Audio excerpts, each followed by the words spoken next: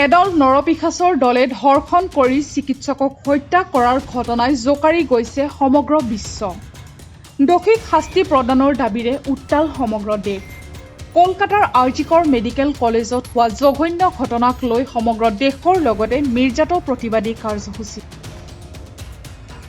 দক্ষিণ কামৰূপ অগ্ৰণী মহিলা মঞ্চৰ উদ্যোগত মিৰ্জাৰ চকত প্ৰতিবাদী কাৰ্যসূচী ৰূপায়ণ।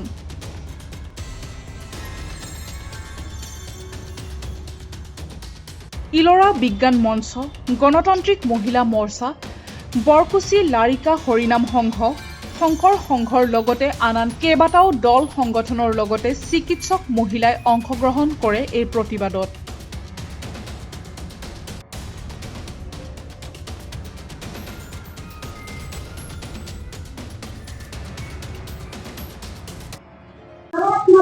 আজি আমি দক্ষিণ কামৰূপ অগ্ৰণী মহিলা মঞ্চ মিৰ্জাৰ এই যে 9 আগষ্টত কলকাতাৰ যে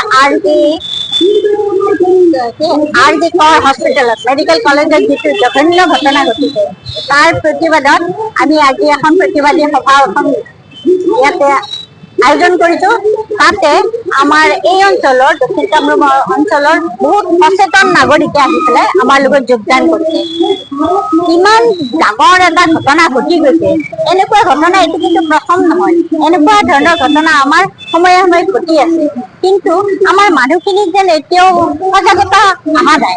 এতিয়াও যেন আমি আমাৰ কোনো ঘটনাৰ পৰা নিৰ্ভয়া কাণ্ড ঘটিছে আৰু কিবা কি ঘটনা ঘটিছে, কিন্তু আমি যেন শিক্ষাটো ল'ব পৰা নাই।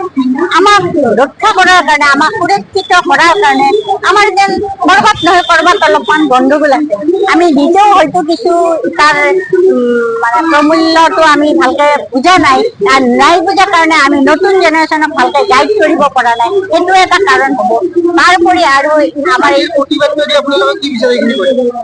আজিৰ প্ৰতিবাদটো এনেকুৱা ধৰণৰ প্ৰতিবাদৰ পৰা আমি মানে দোষীক এটা দৃষ্টান্তমূলক এটা শাস্তি হওক, যিটো শাস্তিৰ পৰা মানুহে যাতে ভয় কৰে যে এনেকুৱা কাম আমি কৰিব নোৱাৰো।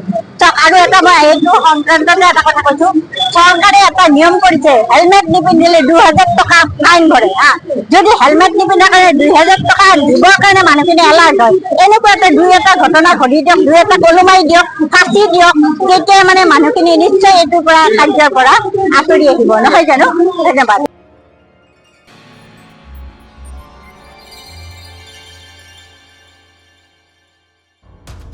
মিৰ্জাৰ মূল চকতে কৰা হয় এই প্ৰতিবাদ।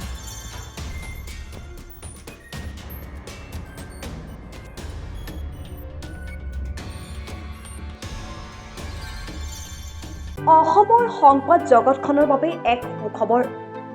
নৰূপ নসাজেৰে প্ৰায় 30 বছৰীয়া অভিজ্ঞতাপুষ্ট সাপ্তাহিক কবচ পুনৰ এবাৰ ৰাজ্যৰ মাজলৈ। স্বত্বাধিকাৰী প্ৰণীতা কলিতাৰ দ্বাৰা প্ৰকাশিত আৰু অমৰজ্যোতি প্ৰিণ্টাৰ্ছ, গুৱাহাটী কমাৰ্চ কলেজৰ বিপৰীত ফালে মুদ্ৰিত।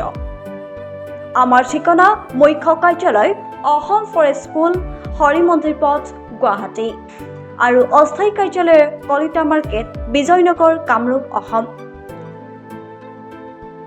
মোবাইল নং 9435114666 আৰু 7024722813। Mail ID prabhatiahom@gmail.com।